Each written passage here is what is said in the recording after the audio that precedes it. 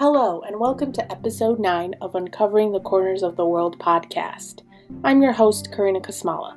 In each episode, using research and, in some cases, personal experiences where I actually visited these places, I'll be explaining some of the hidden locations and unknown attractions in the United States and around the world. This week, we're back in Oregon for more mysterious and hidden attractions. There are approximately 34 cities named Springfield in the United States. However, there is one Springfield that claims to be the unofficial city that inspired the Springfield featured in The Simpsons. If you are not familiar with The Simpsons, it is an American animated television series created by James L. Brooks, Matt Groening, and Sam Simon. The Simpsons' first episode premiered in December 1989, and up to this point today, has released 31 seasons, 639 episodes, making it the longest-running TV show ever. The show centers around the working-class family of 5, Homer, Marge, Maggie, Lisa, and Bart Simpson, who live at 742 Evergreen Terrace in Springfield. And they encounter different residents of Springfield and different challenges of everyday life and the not-so-average parts of their lives. With over 800 guest stars so far that appeared as characters on episodes of The Simpsons, and different storylines each episode, 2 things remain the same: the main characters of the show and the city of Springfield.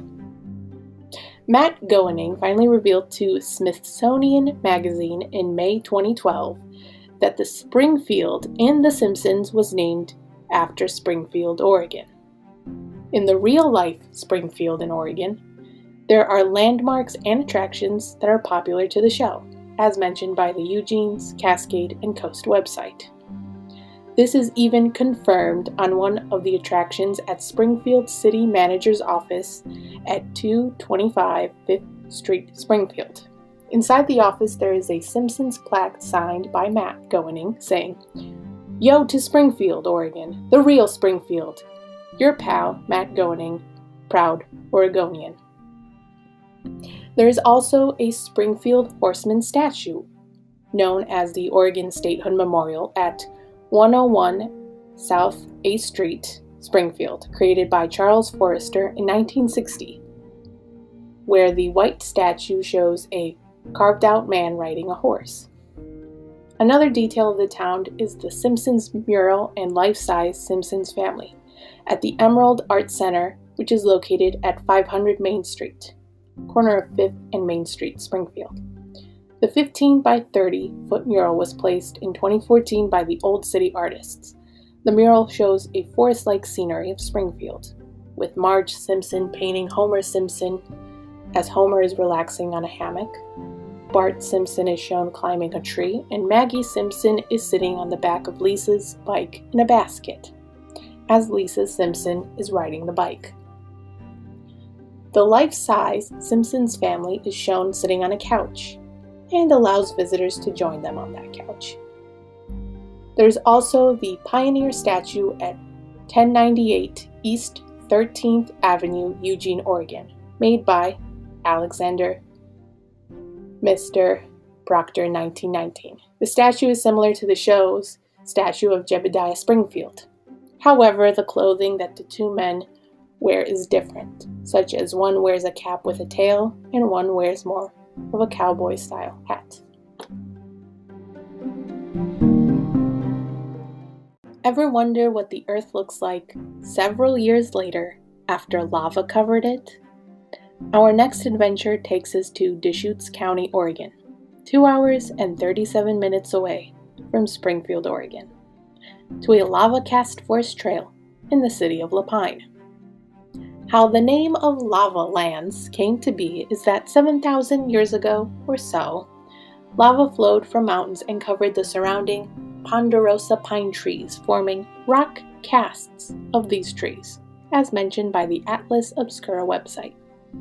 The Lava Cast Forest Trail is part of the Newberry National Volcanic Monument, named after Dr. John Newberry, a scientist of the 19th century that surveyed the surrounding area, according to the USDA, United States Department of Agriculture Forest Service website. And there's also a visitor center that talks about the history of the people that lived in Central Oregon and geology of that area. Further along the trail, there's also the Lava River Cave, where visitors walk down 55 stairs to a mile-long lava tube. The lava tube is caused by lava flowing underground, and once the lava flows through it, the pahoehoe crusts over and creates a cave structure. Pahoehoe means lava that has a smooth surface. 1 hour away from the Lava Cast Forest is Lava Butte Crater, which has a lookout tower over a 500-foot cinder cone, while on the cone there is a trail along the rim of the cone.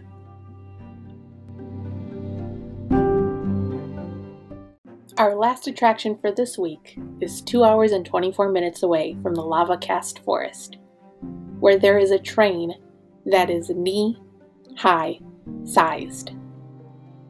At 36941 South Chiloquin Road, Chiloquin, Oregon, is the Train Mountain Railroad Museum. The museum was founded by Quentin Breen in 1987. But what makes this Train Mountain Railroad Museum different from any other train museum is that it holds the title of world's largest miniature railroad, being 36 miles of 7.5 gauge track, all on a 2,200 acre property, as mentioned by the Train Museum Railroad website. What goes along with a miniature railroad? A miniature city. The trains travel through miniature-sized Wild West towns, logging camps, and a graveyard. These trains are rideable, and there are 60 full-size maintenance and rolling stock cars, along with 37 cabooses, according to the Train Mountain official website. A caboose is a railroad car that is located at the end of the train and holds essentials for the train crews. Some of the trains at the museum include the Yellow Jordan Spreader, a train built in 1953 which was used to push snow off of train tracks, spreading gravel or coarse stone and removing sand also off the tracks. There's also the red 6-compartment wine car from 1939 that holds 1,000 gallons of wine. Thanks for listening to this week's episode on Oregon. Make sure you subscribe to this podcast wherever you get your podcasts, and tune in next week as we explore a different state with different hidden attractions in the United States.